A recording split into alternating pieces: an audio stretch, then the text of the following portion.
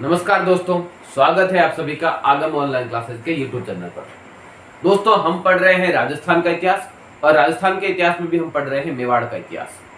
और मेवाड़ के इतिहास में भी हम एक महापुरुष की बात कर रहे थे, महाराणा सांगा। और अब तक हमने सांगा के बारे में बहुत कुछ बात कर ली थी। पिछली क्लास में हमने क्या देखा कि एक तो राणा सांगा शासक कैसे बड़ा, जन्म कब हुआ, 12 अप्रैल 1482 को, कहाँ हुआ, चित्तौड़गढ़ में हुआ, बड़े भाई थे उड़ना राजकुमार पृथ्वीराज सिसोदिया जगमाल और तीसरे नंबर पे सांगा। फिर हमने बात की कि 24 मई 1509 को सांगा का राज्याभिषेक हुआ। सांगा का लालन पालन बचपन में करमचंद पवार ने किया था। इसके बाद अपन ने पिछली क्लास में और क्या बात की थी कि सांगा के राज्याभिषेक के समय और सांगा के समकालीन कौन कौन कहाँ का राजा था, इसके बारे में हमने विस्तार से बात कर ली थी। फिर हमने क्या बात की कि सांगा ने सबसे पहले इब्राहिम लोदी को पहले तो खातौली के युद्ध में 1517 में, उसके बाद बाड़ी के युद्ध में परास्त किया। फिर 1519 में महमूद खिलजी द्वितीय को परास्त किया घाघरून के युद्ध में, और फिर 1520 में गुजरात के मुजफ्फर शाह को परास्त किया। ये भी सारी बात हमने पिछली क्लास में कर ली थी। इसके बाद हमने बात की थी बाबर के बारे में ना। बाबर के पिता का नाम मिर्जा गयास उमर शेख है ना, मिर्जा गयास उमर शेख। इसके बारे में बात की थी कि 21 अप्रैल 1526 को इब्राहिम लोदी और बाबर के बीच में पानीपत का पहला युद्ध लड़ा गया, जिसमें बाबर विजयी हुआ और इब्राहिम लोदी लड़ते हुए मारा गया। और इसके बाद में हमने बात की थी कि जब बाबर को लगा कि भारत में तब तक उसका कोई अस्तित्व नहीं है जब तक वो सांगा को परास्त न कर दे, तो फिर उसने मेहंदी ख्वाजा के नेतृत्व में अपनी सेनाएं भेजी थी। और 16 फरवरी 1527 को बाबर और राणा सांगा के बीच में बयाना का युद्ध हुआ, और ये बयाना के युद्ध में सांगा विजयी हुआ और मुगल सेनाएं इतनी घबराई कि बाबर की सेनाओं ने अगला युद्ध लड़ने से ही मना कर दिया। पिछली क्लास में हमने यहां तक बात की थी। अब आगे की बात शुरू करते हैं। अगर आप लोगों ने पिछला वीडियो नहीं देखा है तो एक बार प्लेलिस्ट में जाकर पिछला वीडियो देख लें, वहां पर विस्तार से हमने ये सारी चर्चा की गई। तो शुरू करते हैं अब आज की क्लास। कि क्या हुआ कि बयाना के युद्ध के बाद मुगल बुरी तरह से घबरा गए थे और उन्होंने अगला युद्ध लड़ने से क्या कर दिया था, मना कर दिया था कि हमें अब वापस कोई युद्ध नहीं लड़ना है, हमें हमारे गांव जाना है। तो ऐसी स्थिति में देखो, बाबर में एक बड़ी योग्यता थी, वो विपरीत परिस्थितियों में धैर्य नहीं खोता था। ऐसे हालात में भी हमने देखो बात की थी कल कि ईरान से आया हुआ ज्योतिष था मोहम्मद शरीफ, इसने भविष्यवाणी की कि सांगा से लड़ते हुए बाबर हार जाएगा। तो सबसे पहले तो क्या कर दिया इसने, इस मोहम्मद शरीफ की हत्या कर दी और फिर सैनिकों के सामने जोरदार ओजस्वी भाषण दिया ना। बाबर ने क्या क्या काम किए, तो सबसे पहले तो क्या किया, अपने सैनिकों के सामने जोरदार ओजस्वी भाषण दिया, जोश में लाने का काम किया। हालांकि ओजस्वी भाषण से सैनिक माने नहीं थे, बड़ा जोश दिया, एक बार लड़ लो, फलाना कर लो, ढींगना कर लो। सैनिकों ने कहा नहीं, हमें हमारे गांव जाने दो भाई, हमारे बच्चे इंतजार कर रहे हैं। बाबर ने बड़ा समझाया तो माना नहीं। तो देखो उस समय सैनिकों पर एक शुल्क लगता था, तमगा शुल्क ना। बाबर ने क्या कर दिया, इस तमगा शुल्क को माफ कर दिया। तो चलो आज के बाद तुम्हारे ऊपर जो टैक्स लगता है तमगा शुल्क, वो तमगा शुल्क माफ। सैनिकों ने कहा तुम थोड़ा और लगाओ, हमें हमारे गांव जाने दो। तो ऐसी स्थिति में बाबर ने क्या किया, सैनिकों के सामने सारे सोने चांदी के बर्तन लाए, उनको तोड़े और पक्का वादा किया कि आज के बाद पक्का मुसलमान बन के रहूंगा, एक बार युद्ध कर लो, मेरे लिए कर लो। सैनिकों ने मना कर दिया। तो फिर बाबर ने, बताया जाता है, युद्ध को जिहाद घोषित किया कि एक बार लड़ो, अगर मेरे लिए नहीं लड़ते हो तो इस्लाम के लिए लड़ो। इस प्रकार से क्या किया गया, फिर से सैनिकों को तैयार किया गया। बोले जे जीत गए तो उसके बाद सभी को छुट्टी है, और जे हार गए तो कोई बात नहीं, मारे जाओगे, गाजी कहलाओगे, पूजे जाओगे, सबके थान बढ़वा दूंगा। तो फिर सैनिकों ने सोचा कि संभावना तो अब थान की ही है, लेकिन अब क्या करें, लड़ना तो पड़ेगा।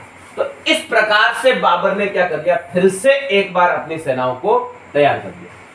उधर जब राणा सांगा को पता चला कि बाबर बयाना के झटके के बाद में भागा नहीं है, तो फिर सांगा ने भी क्या कर ली, तैयारी कर ली। और सांगा ने जो तैयारी की थी, प्राचीन काल में राजपूतों की परंपरा थी पाती पेरण प्रथा। पाती पेरण प्रथा, ये पाती पेरण प्रथा क्या थी कि इसके तहत प्राचीन काल में जब भी कोई बड़ा युद्ध होता था, तब राजपूत राजा अपने सहयोगियों के पास में एक पत्र भेजते थे, एक पाती फेरते थे कि अगर कोई भी हमारी सहायता में आना चाहता है, युद्ध करना चाहता है, तो क्या करे, आ जाए। तो इस पाती पेरण प्रथा को पुनर्जीवित करने का श्रेय किसे है? कभी ये सवाल पूछ ले तो आपका उत्तर होना चाहिए राणा सांगा। तो राणा सांगा ने जो युद्ध की तैयारी की थी वो किसके तहत की थी? पाती पेरण प्रथा के तहत की थी, ये ध्यान दें। तो सभी सहयोगियों के पास लेटर भेजा गया कि युद्ध है, अगर मेरी सहायता करना चाहते हो तो आ जाओ। तो देखो सांगा की सहायता करने कौन कौन आया और कहां से आया। सबसे पहले मालदेव, कहां से आया? मारवाड़ से। मैंने आपको कल की क्लास में बताया था कि देखो सांगा के समकालीन शासक कौन था मारवाड़ में? सांगा के समकालीन शासक कौन थे मारवाड़ में? राव सुजा और राव गंगा, ये थे। लेकिन खानवा के युद्ध में सांगा की सहायता करने के लिए गंगा का पुत्र मालदेव आया था ना। तो ध्यान रहे, सांगा की सहायता करने मालदेव आया था, लेकिन मालदेव कोई राजा नहीं था ना। यह राव गंगा ने इसको भेजा था, ये राव गंगा का पुत्र था। इसी तरह से बीकानेर से आया था राव कल्याणमल।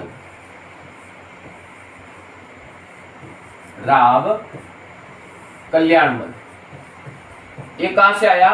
बीकानेर से। और उस समय बीकानेर का राजा था राव जैतसिंह, ये जैतसिंह का पुत्र था, जैतसिंह ने इसको भेजा था। इसी तरह से मेड़ता से आया था वीरमदेव। वीरमदेव, वीरमदेव कहां से आया था? मेड़ता से आया था। इसी प्रकार से अजमेर से आया था करमचंद पंवार। करमचंद पंवार ये कहां से आया? अजमेर से। काठियावाड़ से आया था झाला अज्जा। झाला अज्जा ये कहां से आया? काठियावाड़। काठियावाड़ गुजरात। और ध्यान रखना, बाद में झाला अज्जा को राणा सांगा ने सादड़ी की जागीर दे दी थी, तो ये सादड़ी में बस गया था। इसी प्रकार से जगनेर से आया था अशोक परमार। अशोक परमार ये कहां से आया? जगनेर। और पिछली क्लास में भी मैंने आपको बताया था जगनेर भरतपुर में एक जागीर होती थी, और बाद में ये सांगा के पास आ गया था अशोक परमार। और इसी अशोक परमार ने क्या कहता, सांगा ने अशोक परमार को बिजोलिया की जागीर दी थी। तो बिजोलिया ठिकाने का संस्थापक यही अशोक परमार था। बिजोलिया बड़ा किसान आंदोलन होता है। और बिजोलिया ठिकाने की स्थापना किसने की थी? अशोक परमार ने। किसके काल में की थी? राणा सांगा के काल में की थी। इसी प्रकार से और देखो कौन कौन आता है। सिरोही से आया था अखेराज देवड़ा, ये तो सांगा का भांजा ही था। अखेराज देवड़ा ये कहां से आया? सिरोही से।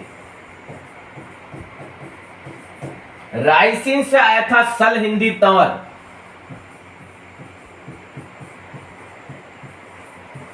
सल हिंदी तंवर यह आया था रायसीन से। वागड़ से आया था उदय सिंह।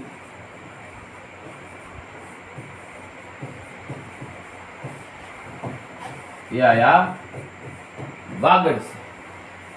चंदेरी से आया था मेदिनी राय।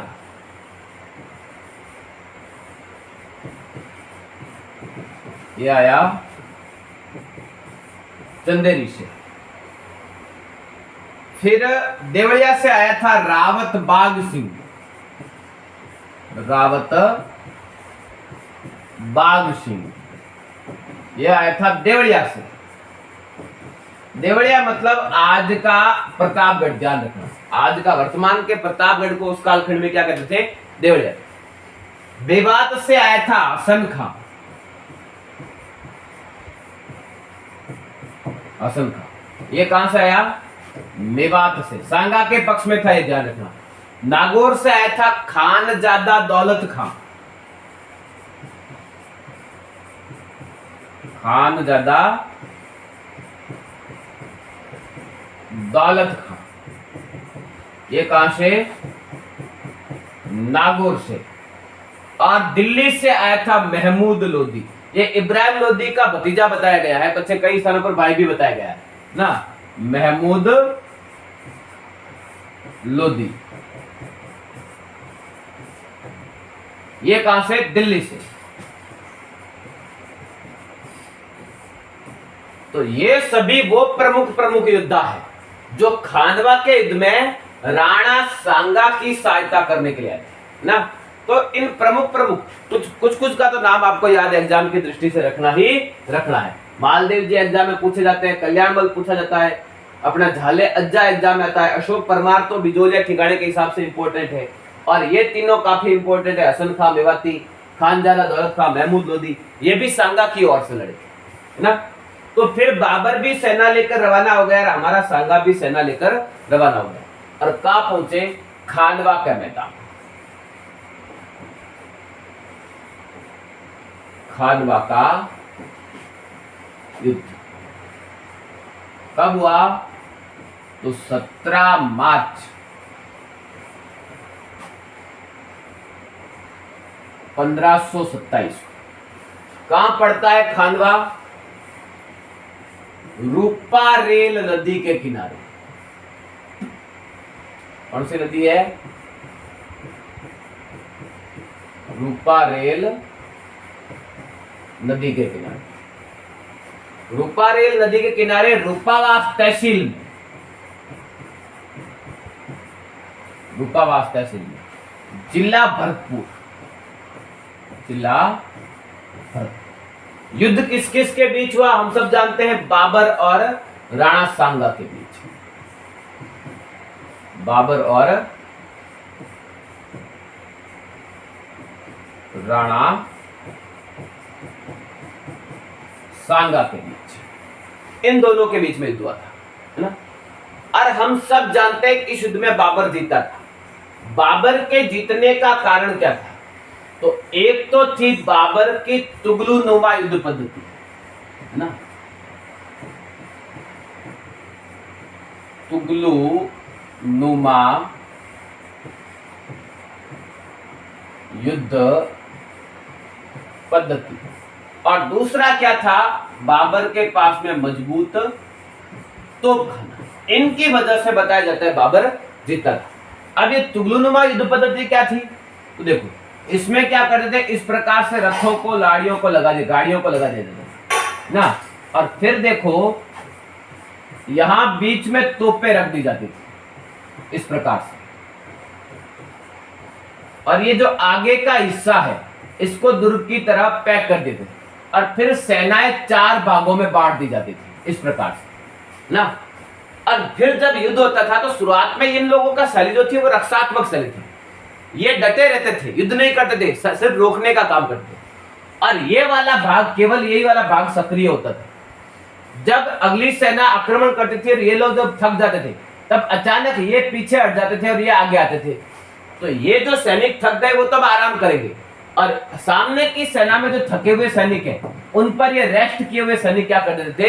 हमला कर देते थे। इस प्रकार से युद्ध चलाते थे। जब लगता था कि युद्ध परवान पे चढ़ गया, उस वक्त अचानक तोपों से हमले होते थे, और जब अगली सेना में भगदड़ मच जाती थी तब ये सैनिक घेर कर मारने का काम करते थे। ये थी बाबर की तुगलुनुमा युद्ध पद्धति, जो बाबर ने उज्बेकों से सीखी थी। ध्यान रहे, अभी पूछ ले, बाबर ने तुगलुनुमा युद्ध पद्धति किससे सीखी? उज्बेकों से सीखी। ये वो 2 रीजन थे जिसकी वजह से बाबर जीता। लेकिन वो क्या कारण थे जिसकी वजह से सांगा हारा? देखो, ये 2 अलग बातें हैं। बाबर के जीतने का कारण क्या है? तुगलुनुमा युद्ध पद्धति और तोपखाना। लेकिन ये सांगा के हारने का कारण क्या? सांगा का हारने का कारण क्या? सांगा ने कुछ बड़ी गलतियां की। क्या क्या गलतियां की? सबसे पहले तो ये देखो,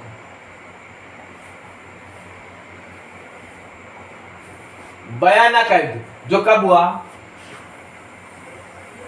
16 फरवरी, और खानवा का युद्ध कब हुआ 17 मार्च। मतलब सांगा ने बराबर 1 महीना खराब किया। अगर बयाना के युद्ध के जस्ट बाद सीधा ही हमला कर दिया होता दिल्ली पर तो मुगलों को भागना पड़ता। एक तो मुगल बुरी तरह से डरे हुए थे, तो उसी वक्त अटैक करता तो और प्रभावशाली होता। लेकिन बाबर जैसे आदमी को 1 महीने का समय देना, यह गलती है। और अक्सर विद्यार्थी यही गलती करते हैं। उनके एग्जाम होता है, किसी कारणवश एग्जाम की डेट डिले हो गई, वापस स्लिप मोड में। एग्जाम जब सर पे आता है 3-4 दिन रहता है, तब एक साथ पढ़ना शुरू करेंगे।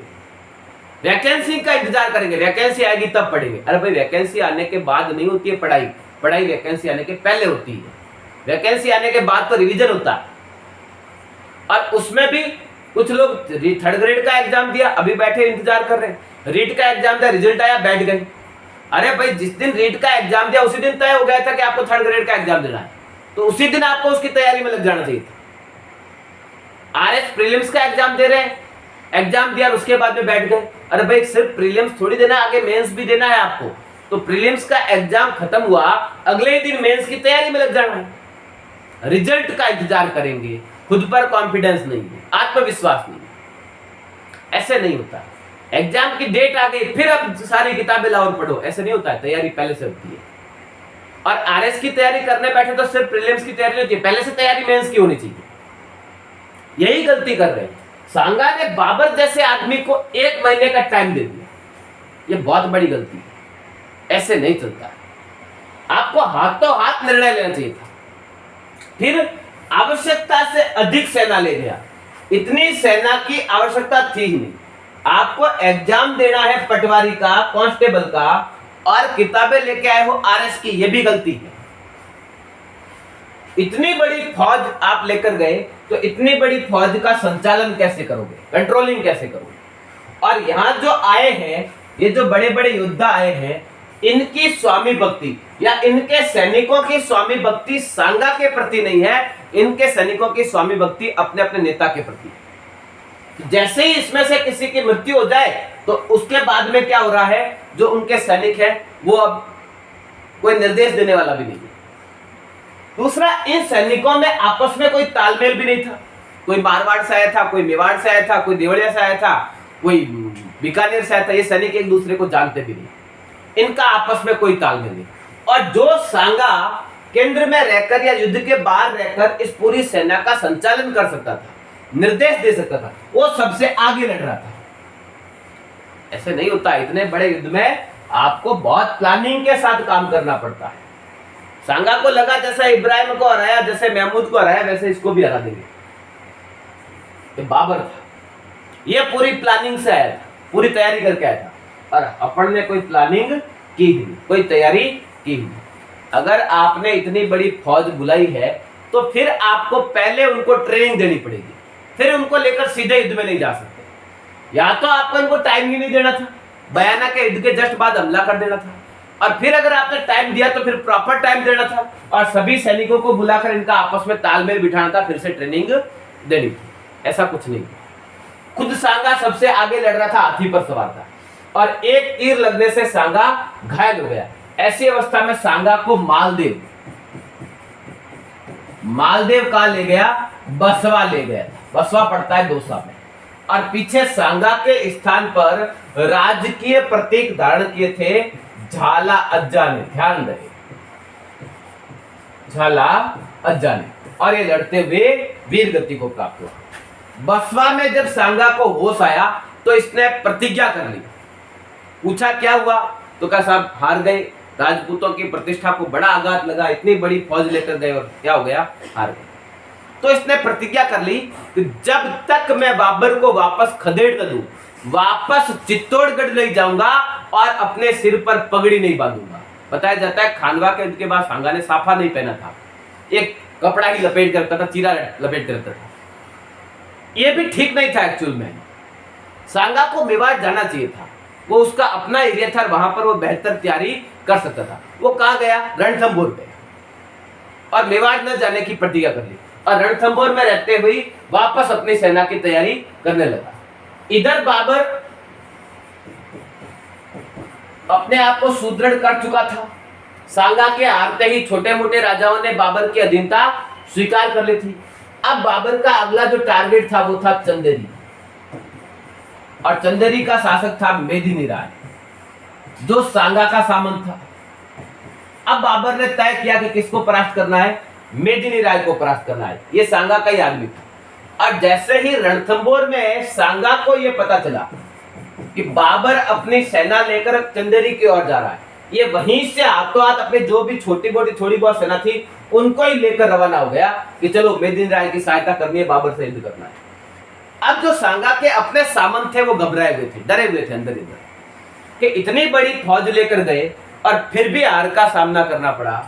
अब तो इतना सामर्थ्य भी नहीं है, अब फिर से सेना लेके जा रहे हैं और अब तो ये सबको मरवा देंगे। लेकिन सांगा को रोके कौन, समझाए कौन? सांगा किसी की सुनता नहीं था इस मामले में, युद्ध के मामले में। अब कौन समझाए? और उत्तर प्रदेश ना, उत्तर प्रदेश में एक जगह है कालपी। कालपी के पास में गांव है इरीच। ये इरीच में सांगा ने डेरा डाल रखा था और ये बात थी 30 जनवरी 1528।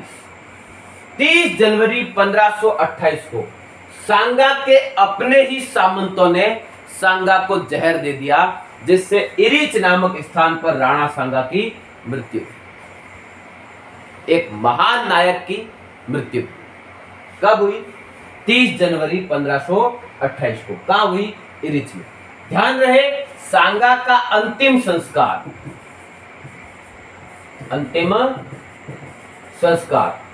संस्कार हुआ था मांडलगढ़ में। मांडलगढ़ कहां पड़ता है? मांडलगढ़ पड़ता है भीलवाड़ा में। और जिस समय सांगा का अंतिम संस्कार किया जा रहा था, सांगा के शरीर पर कुल 80 घाव थे।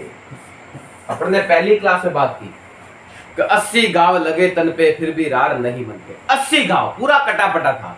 इसीलिए सांगा को कर्नल जेम्स टॉड ने सैनिकों का भग्नावशेष कहा है, बचा कुचा ना, सैनिकों का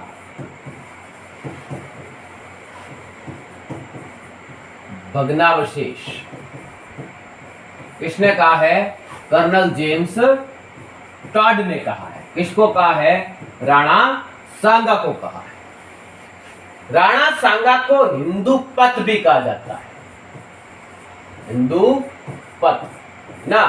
स्वयं बाबर ने अपनी आत्मकथा बाबरनामा, ध्यान रखिए, बाबर नामा, ये क्या है? बाबर की आत्मकथा है, बाबर की आत्मकथा। कौन सी भाषा में है?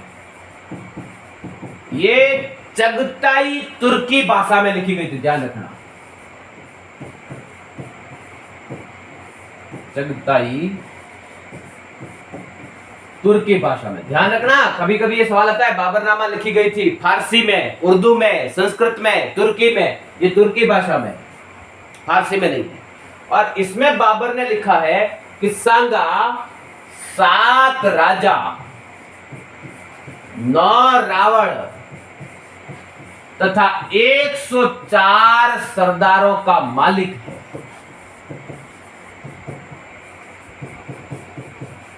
कौन है? राणा सांगा। बड़ा शक्तिशाली शासक था। इसके कालखंड में राजपूत शक्ति जितनी ताकतवर हुई उतनी ताकतवर फिर कभी नहीं हुई। राणा सांगा अंतिम राजपूत राजा था जिसके नेतृत्व में सभी राजपूत एकत्रित हुए और युद्ध लड़ा था। इसके बाद फिर कभी राजपूत एकत्रित नहीं हुए, संगठित नहीं हुए। एक प्रयास जरूर हुआ था हुरडा सम्मेलन के समय। सवाई जय सिंह जयपुर के राजा और जगत सिंह सेकंड मेवाड़ के राजा, इनके कालखंड में मराठों के खिलाफ एक संगठन बनाने का प्रयास हुआ था, लेकिन वो भी क्या रहा? असफल था। तो सांगा अंतिम राजा था जिसके नेतृत्व में सभी राजपूत एकत्रित हुए, संगठित हुए और युद्ध किया था।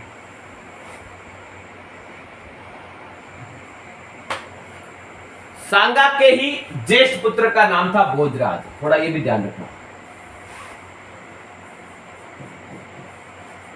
भोजराज, और भोजराज ये कौन है? सांगा का ज्येष्ठ पुत्र था। और भोजराज की ही पत्नी का नाम क्या है?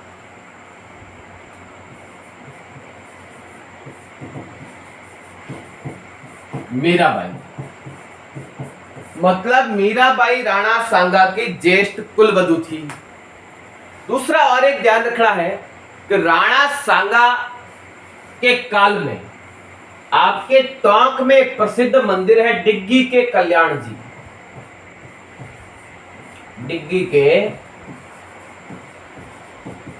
कल्याण जी, ये डिग्गी के कल्याण जी मंदिर का है, टोंक में है। और इसका निर्माण किसके काल में हुआ?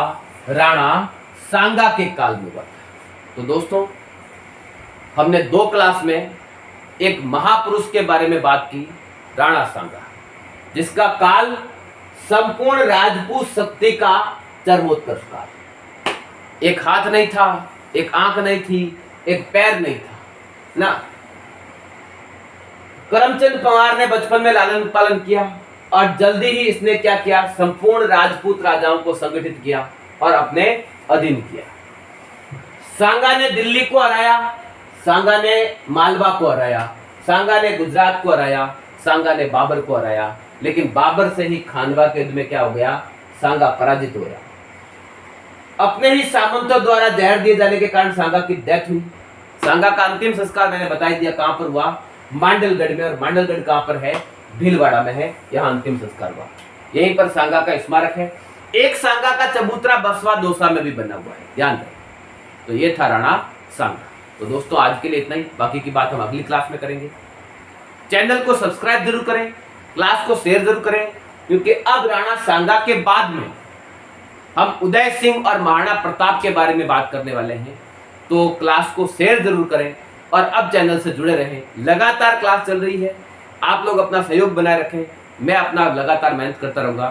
तो आज के लिए इतना ही, मिलते हैं कल, तब तक के लिए धन्यवाद।